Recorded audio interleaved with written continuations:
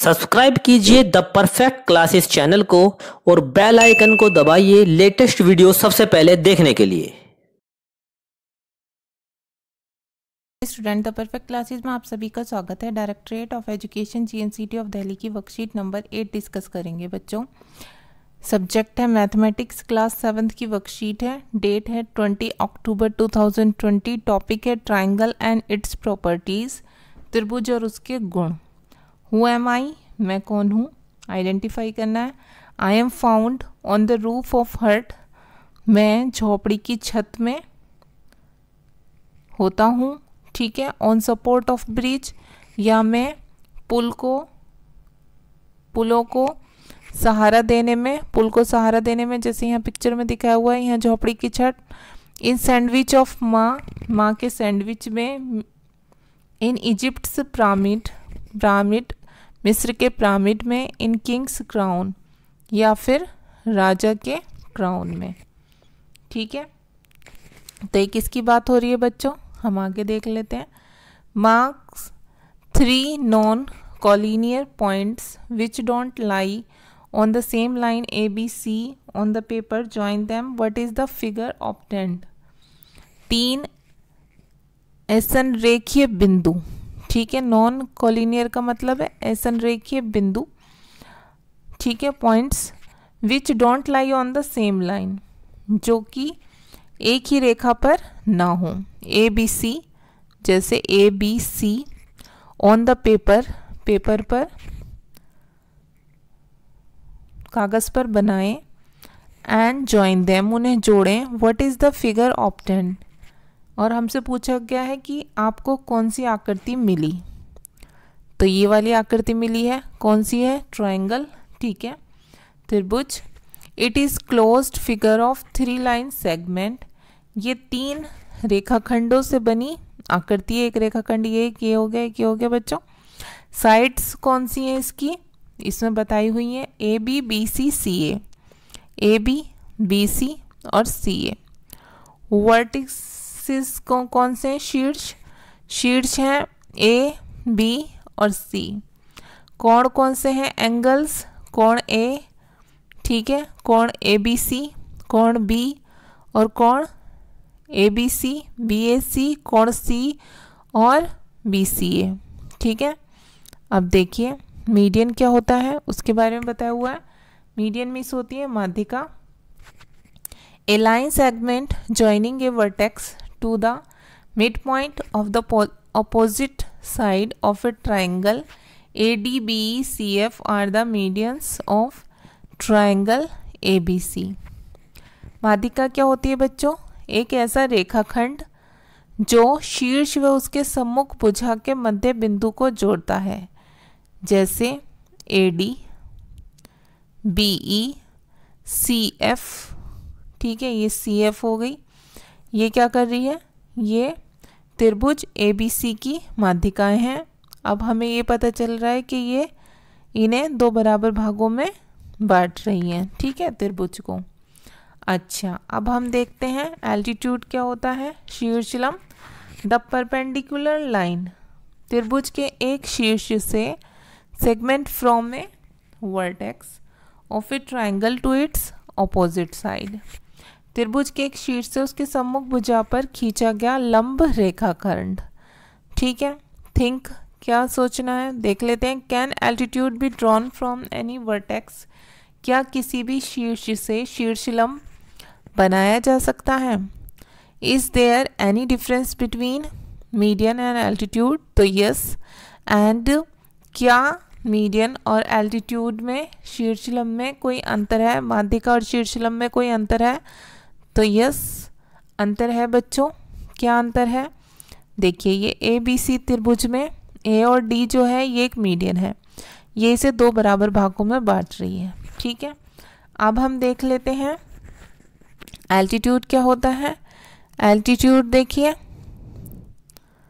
इसमें एक लाइन है P और M। ठीक है। अब ये इसे और इसे बराबर, ये एक परपेंडिकुलर हो गया, लेकिन ये इसे बराबर भागों में नहीं बांट रहा है। ठीक है। तो ये डिफरेंस होता है आगे देख लेते हैं। N exterior angle of a triangle is formed when A side of a triangle is produce. एक त्रिभुज का बाह्य कोण किसी एक भुजा को एक की ओर बढ़ाने पर बनता है। Draw a triangle P Q R. तो एक ट्राइंगल ड्रॉ करने के लिए बोला हुआ है P Q R okay, and produce one of the side से क्यू आर टू एस, और इसकी एक साइड को हमें क्यू आर को एस तक बढ़ाना है। Angle form at vertex R is called exterior angle. तो ये जो एंगल आर बन गया ये क्या हो गया, ये एक्सटीरियर एंगल हो गया बच्चों। शीर्ष आर पर बना कोण कौन सा, कोण पी आर एस। ठीक है, ये पी आर एस ये कौन सा कोण है, ये बाह्य कोण है। कोण name the adjacent angle to angle P R S, cut out angle P and angle Q, interior opposite angles, and place them adjacent and cover angle R. You will observe that M angle PRS equal to M angle P plus M angle C, M angle Q।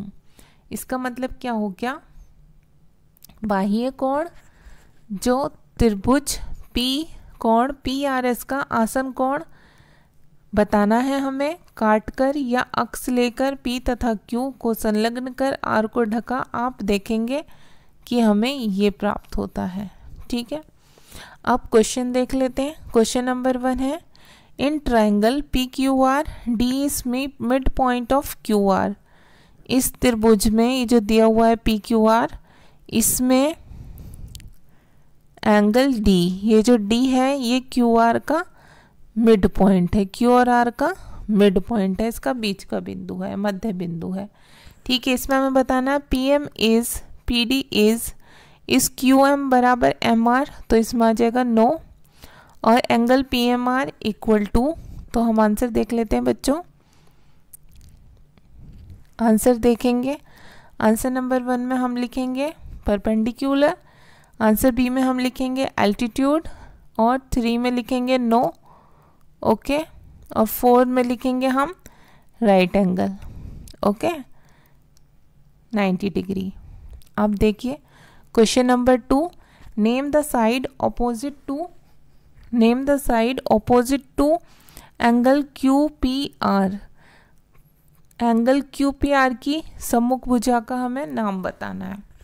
ठीक है, तो इसका हम नाम कैसे बताएंगे, देखिए यहाँ पर आंसर नंबर 2 में हम लिखेंगे name the side opposite to angle Q P R equal to Q R okay.